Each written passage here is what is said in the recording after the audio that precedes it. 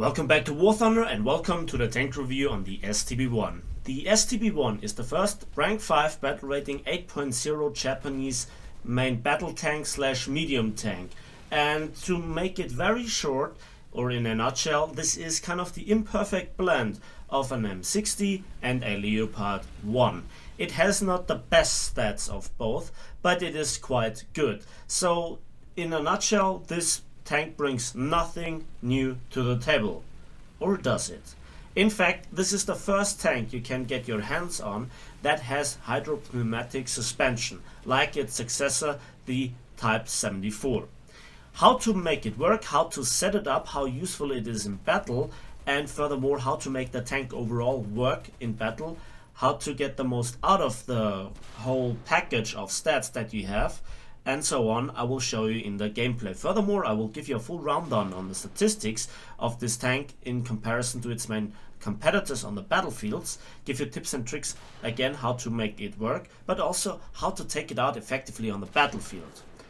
Furthermore, I have some Ace Tanker gameplay, so stay tuned. So let's talk about the armor of the STB-1, and we can see where my reference to the M60 comes from, because the armor plating is not very easy to describe.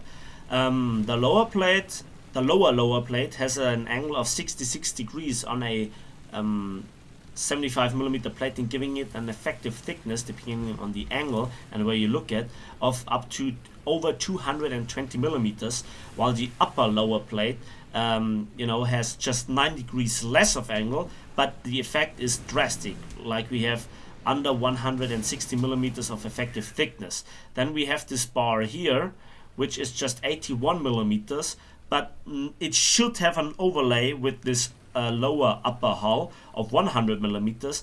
I couldn't figure out if this is just 80mm or not, so I wouldn't try my luck there. There are better parts to shoot at this tank. But the lower upper hull also is 100mm thick, 64 degrees of angle, and depending on how you look at it, we have around about 200mm of effective armor. So for all kinds of APHE shells, this is a no-go zone. Just the angle just says that everything ricochets. I mean, the only tank that has kind of access to the overmatch, not the overmatch, but the 30% interaction rule, is the SU-100Y, with also the penetration. Then we have the upper hull with 73 degrees of angling, and you can see the effective thickness always is over 300mm and goes up to 320. That means you can bounce the stock shell from this tank with it, which is an APDS round. So the APDS rounds that you get on the STB-1, the Leopard series, and the first M60 has around about 300mm of penetration. Same goes for the T62's stock APDS FS shell. Then we also have a few weak spots. We have this part here, which is flat 100mm, and this small part here. And we also have the driver's hatch, which is a target relatively easy to hit in close quarters with just 50mm. So sadly, this tank is not ZSU-57 safe. The side of the tank is 40mm behind the tracks and the road wheels, and the lower part is a little bit angled, giving it an effective thickness of around about 80mm. Then the upper part is also a little bit angled, so 55 to 60 degrees of effective thickness. This frontal part is thinner, but keeps effective thickness up to 50mm. I have no idea why this part is here constructed like this. It is not a really prominent weak spot, and you never should try to angle this tank in the first place. This is not a King Tiger or some sort of Soviet heavy tank, but just keep that in mind. The rear is just 25mm thick, so very easy to penetrate, like the roof. It might prevent you from machine gun fire or some low penetration cannon fire, but everything that wants to go through goes through. 20mm on the engine deck and the front here, and also this part here makes it again vulnerable to rockets, to bombs, to heavy cannon fire, but also maybe to big HE shells getting splashed on the front of the turret and ricocheting down with the splash. Talking about the turret, we have here this turret ring, which is 40mm thick, 41 degrees of angle, so yeah, you can penetrate here relatively easy, and it is also part of the back of the turret, the lower back, so to speak. The side armor is interesting. 75mm at various angles, around 40 degrees, giving it an effective thickness of over 100mm to down to 90mm. The front part with the gun mantle, so to speak, is also 100mm thick at various angles. Sometimes it's relatively flat, effective thickness ranging from 130 up to, where is it here, above the gun, over 300mm partially. So it is kind of very tricky to figure out where to shoot this tank. The golden rule is just right next to the gun, and you will penetrate with normal APHE shells. Or try to just avoid kind of the gun mantle at all if the shot is not safe, and go for the driver's edge, or try to ricochet downwards. It's not very likely, but possible. The next thing is just shoot here on the side. Even at those extreme angles here, you can, up to this point, you can penetrate with normal APHE shells from the D10T gun, for example. So with its 230, 240mm of penetration in close quarters. The cupola is very thin indeed, 30mm. That means I lost my commander numerous times when I engaged T10Ms or Su-122-54s. They just shot my commander with the 14.5mm heavy machine gun. That brings us to the interior, and as I mentioned, there sits the commander together with the gunner on the left hand side. That leaves the driver and the loader on the right hand side when you look at the tank. So we have practically the Leopard layout. The Leopard layout also brings with it the engine together with the transmission and the fuel tanks being in the back, so this is again your danger zone. Overall, the tank can be empty if you use your ammunition loadout right, and that means we have overall 50 rounds of ammunition, with this 6 round and this 9 round ammunition rack being here in the turret or the side of the turret. Remove 15 shells and you're down to 35. That is mostly normally enough for a normal battle. Then you have just this ammo rack and this ammo rack left. If you should remove those 7 shells is up to you. In my opinion, it's not really worth going down with the ammunition so low. I will talk about this in a moment. Let's continue with the mobility aspect of this tank, and we can see that the STB-1 has a lot of green in its color code, and that has obviously to do with the very strong engine. 750 horsepower is on par with the M60, but it is just second to the Leopard 1 with its fantastic 830 horsepower, leaving all the Russian and also the British counterparts in the dust, literally. We can also see that the weight is relatively low with 38 tons. It is just heavier than the Russian ones, but even lighter than the Leopard one with 40 tons. But as we could see, the armor protection of this tank is superior to the Leopard one in terms of frontal armor. And we also can see that the horsepower to ton ratio therefore is fantastic, with 19.7 horsepower per ton specifically for the STB-1, which again is just second to the Leopard 1 with 20.8, but so much better than the M60's 16.2, and again leaving all the Russian and British counterparts again in the dust. And there you could see the percentage differences here. Up to 40% more horsepower to ton ratio is very good indeed.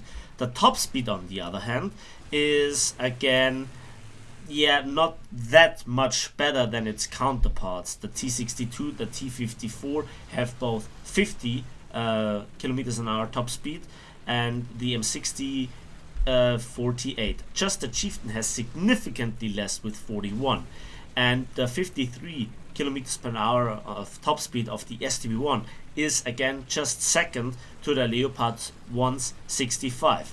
But here comes the difference between the Leopard's theoretical top speed and its true top speed. especially when I was stock, I could overtake stock Leopards. Despite their better horsepower to ton ratio, it seems that the ground resistance stats on the STB-1 are better. And the reverse speed is also just second to the Leopard.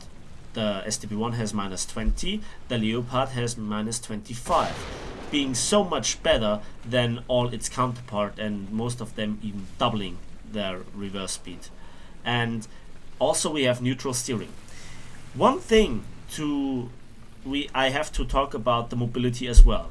There is some oddity around about 38 kilometers an hour when you go downhill. You expect to accelerate even more, but your driver has some awkward issues, selecting the right gear. So this is, I have no idea if this is a bug or this is just a problem with the suspension or the gears, I don't know, but it is really awkward because on flat terrain you actually could exceed 38 kilometers an hour, and with a right run you also could it down hills.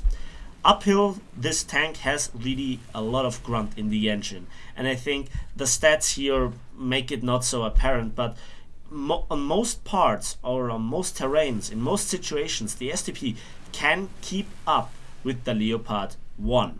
And just under the very best circumstances, the Leopard really can create a big gap in a race, so to speak. And that brings us then to the firepower.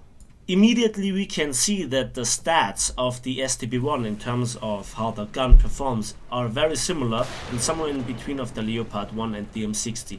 In fact, it is very close to the M60, but the Leopard has a little bit better gun handling on its 105mm L7A3 gun that it shares with the STB-1, which is practically the same gun that it is mounted on the M60 under the name M68. I think it's a license produced version, and so that makes the difference in name. In terms of caliber size, it is right between the T54-51's 100mm D10T gun and the T62's 115mm U5TS cannon, and the biggest kind of difference is here to be seen in comparison to the Chieftain with its fantastic 120mm BLTK L11 gun.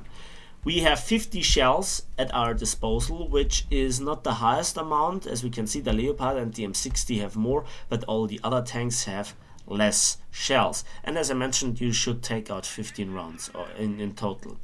The reload, on the other hand, is the very same as on the M60, and the Leopard has a significantly less reload by 1.2 seconds for an ace crew, and that reload of 8.3 seconds is not too far off from the T54-51's 8.6 seconds.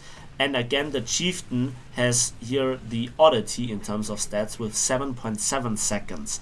So the 105mm L7A3 cannon needs half a second longer to reload than the Chieftain's 120mm BLTK L11. So this is kind of where you find yourself. In fact, I kind of missed the faster reload on the Leopard, and that is the main difference in terms of the feeling, how the tank feels. Moreover, we have a fantastic turret rotation speed. Here, those are my personal stats, so if there are a few percentage less or more to your stats is not really important, because it's overall the main character. Overall, the STB-1 has the same fantastic turret rotation speed as the Leopard with 22.6 for a normal expert crew. That is half a degree faster than the M60, but leaves all the other tanks, especially the Russian ones, in the dust, whereas the gap to the Chieftain is not too big. The gun depression, however, is with -10 degrees, second joint best with the Leopard 1 and the M60. Just the Chieftain with its fantastic -10 degrees is better. But then we have the gun elevation, and that is kind of awkward that we have here the worst stat with just 9 degrees of positive gun elevation. But I have to make sure that you understand this is not the entire truth of the stats, because we have then to talk about the hydropneumatic suspension and how it affects the gun depression and gun elevation stats quite a bit, in fact. However, how useful it is on the battlefield, well, the opinions may differ.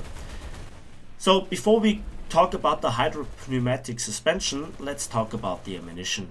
The first shell type is the M392A2 APDS round, which you already know from the M60, where it has the same penetration values and same stats and even the same name. And it is also the very same shell that you will find on the Leopard 1 and A1A1 under the name DM13. With 1478 meters per second, it is one of the fastest shells within War Thunder, and it is really easy to aim and to lead, especially at longer distances in comparison to other shells and shell types. On the other hand, the penetration values that you see on the stat card do not really reflect the performance in battle. Again, I have to say the L7 APDS is one of the most unreliable shell types in the game, and sadly this is the only shell that you have access to when you are stuck. However, it has the good performance when going through solid objects, and you can shoot through some houses, bushes, trees, and that performance against soft cover justifies to keep some of those shells in your ammo racks and carry them with you. The next shell type that you have available as a rank 2 upgrade is the M393 hash shell, and with 730 meters per second it has just half of the muzzle velocity of the previous mentioned APDS shell, and it has 145 millimeters of penetration against all angles at any distance. However, the fuse is very sensitive, so even soft cover like bushes, trees, fences and so on will activate the fuse. And again, the shell has the very same name as on the M60 with the very same stats, and it is known on the Leopard 1 and Leopard 1 A1A1 under the name DM502, so no surprise there. It is very good when you attack Russian heavy tanks and also medium tanks from the front and shoot at their, front plates, because you actually can penetrate them and do significant amount of damage. For side shots it is not that good, because there are the tracks, maybe spaced armor, that completely absorb the effect of the hash shell, as you just can't go through one layer of armor. But it is also very good in performance against AAA vehicles, trucks and so on. So again, you should take a healthy amount of them with you.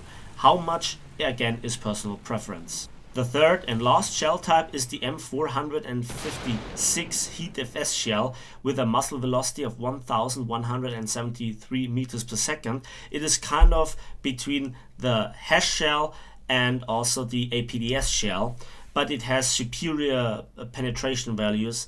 It has 400 millimeters of penetration against at any distance, and keeps the penetration very well against sloped armor as well. So this is the weapon of choice. But again, likewise with the with the hash shell, the fuse is very sensitive, so it can detonate in mid-air when hitting some trees, bushes, fences or other soft obstacles where solid shots might go through. So again, you kind of have to have all the shell types with you, but the majority of shells that you should carry with you is the M456, which again is the very same shell that you will find on the M60 with the very same name, and on the Leopard series of tanks it is known under the name DM12. And it is a rather expensive shell, but I personally want to make the safe shots, and for grinding credits I fly aircraft, which is my main advice for this. Overall, in terms of firepower, I like this tank, But I think the big difference is the pure accessibility for me on this Heat FS shell from the first battle onwards, which is just so much more reliable, so much better in its effect than the APDS shell. It's kind of a shame how unreliable the APDS shell is, and you know, in terms of reliability, I'd rather have a 20-pounder APDS shell. This is how bad the APDS shell on the L7A3 is in terms of my experience. But I think now we come to the more interesting part. Let's talk about the hydropneumatic suspension. Before we talk about the effect and so on, it is more important how to set it up. You go to menu, you go to controls, to tank controls, and then you see here suspension control. And then this is how I set it up. Incline backwards on the 2 key. You know, I use the number block here. Inclining forward 8, inclining right 6, inclining left 4, decrease clearance 7, increase clearance 9, and central position of the suspension to kind of get it back to default 5. This is, in my opinion, a very intuitive setup, and you all should kind of use it. Or if you have a better solution, let me know in the comment section. Now let's have a quick demonstration here on the jungle map on a very prominent fighting place, and you can see that Koza couldn't shoot the T-54 driven by I Love to Shoot Cats. And just look how much Koza has to come out of this position in order to get a shot at the hull of the T-54. Now let me have a go with my new shiny hydropneumatic suspension. You could see under normal circumstances I couldn't hit the turret front. Now let's incline to the right.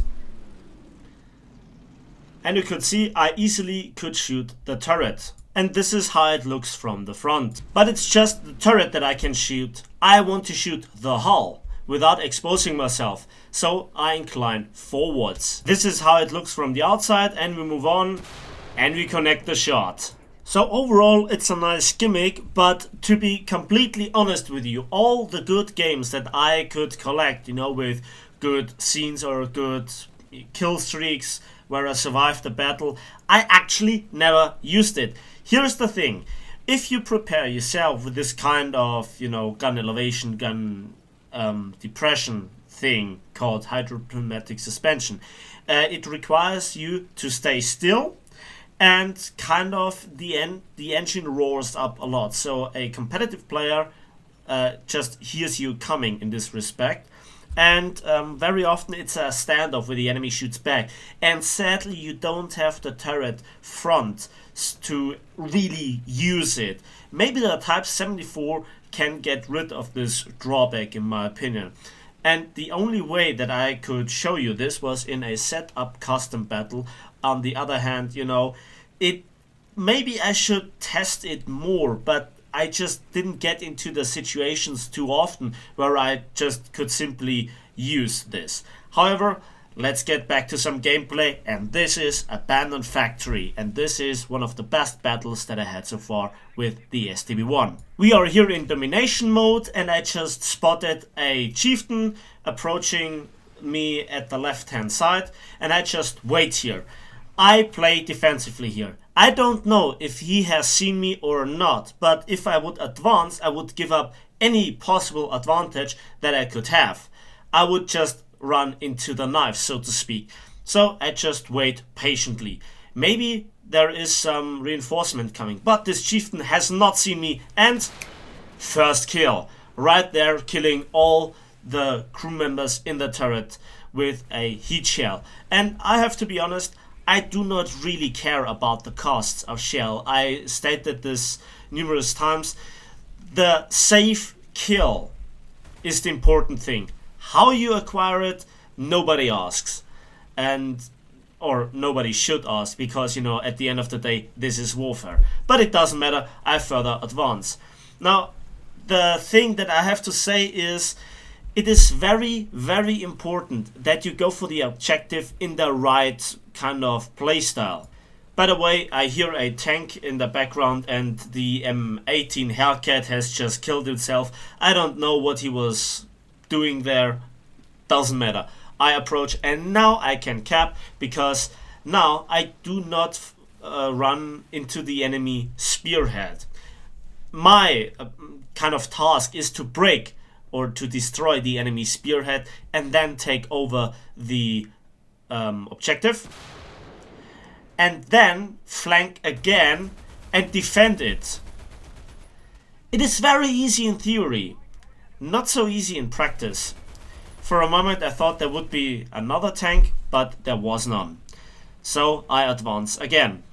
The enemy team currently is in possession of B, so that actually calls for some investigation, doesn't it? And I'm in a very good spot.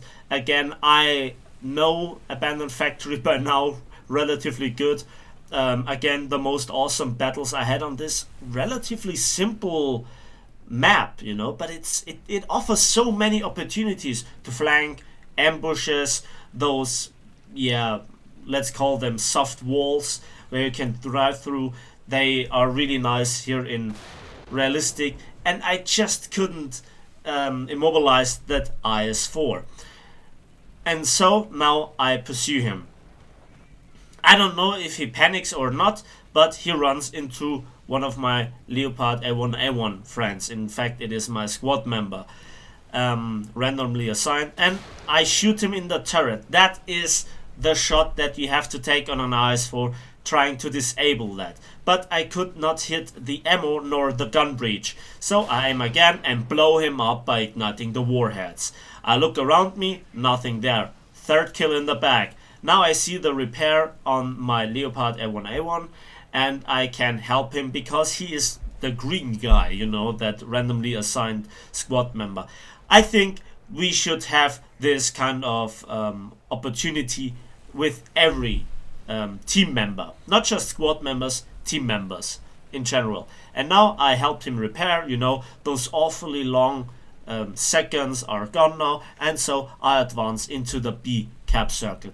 And normally there should be somebody trying to, yeah, hold off the advance. This ZSU-57 was not really focusing on me. I have no idea where he was looking. It doesn't matter. The most important part is that I decap. And this time I'm really confident in my teammates that they actually look on the other side, so I can concentrate covering that side, the right hand side. And so we begin, or we are capturing the B cap circle, and that is my second base capture streak. So now it's time to move on. I saw some action going on the silos, so again it's time to investigate. And there you can see I have the mobility again at that ZSU-57 too. Always nice to look at, to be honest. At least it's better than them shooting you. And again I watched the minimap. So my team is also currently capturing C, or are they? Yes, they are. And again I see some red markers popping up, so I don't know what it is. It doesn't matter, I have to help my team members. Reducing the losses while raising the losses on the enemy team is kind of a basic rule of combat. However, it is you know, this easy task is not always easy to achieve. And there I saw the Russian light tank, the Object 906. He was completely oblivious to me, and I killed both the crew and blew up the ammunition rack. That's my ace right there, easy as that. I have no idea what this ZSU-57 was thinking, doing, or if he was disabled. I don't care. I blew up his ammunition rack. 6th kill and a double strike. Good result right there.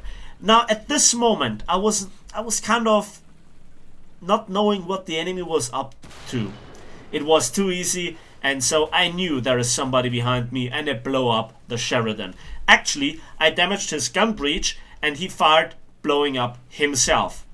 If he would have fired first, he could have easily disabled or even killed me with that one shell.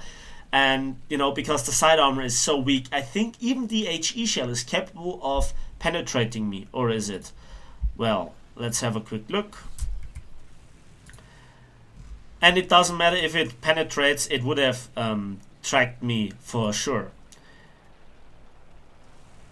Yeah, not quite there in terms of penetration. 37 millimeters is good in terms of penetration, for the HE shell. The heat shell and also the ATGM would have penetrated me for sure, but I'm not quite sure if they would have killed me. Depends where he would have hit me. If he would have hit my engine, maybe I would have blown up. Maybe. I don't know. But you know, this is kind of the playstyle. If you can ambush the enemy, it's not really necessary to completely turn around. 20 kilometers an hour backwards speed is really great, and so you just can reverse while turning the turret, taking the shot and moving forwards into cover again. This tank really feels like a more armored, bit slower Leopard, and I'm totally okay with it as long as I have access to the heat shell.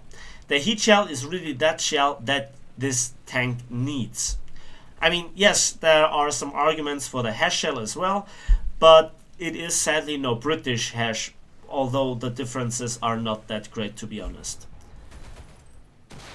And this is my 8th kill, igniting the ammunition of this T-54 in the back of the turret.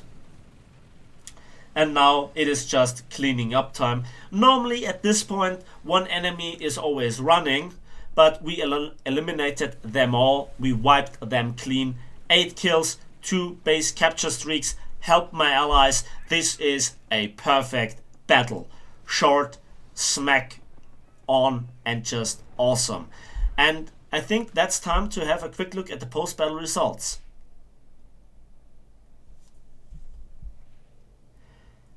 So, as we can see, for 8 kills, 6 critical hits, 2 zones captured, we got nearly 60,000 silver lines, 4,500 research points for the modifications, and 6,391 vehicle research points, because there is a 30% XP bonus if you research the tank with its predecessor.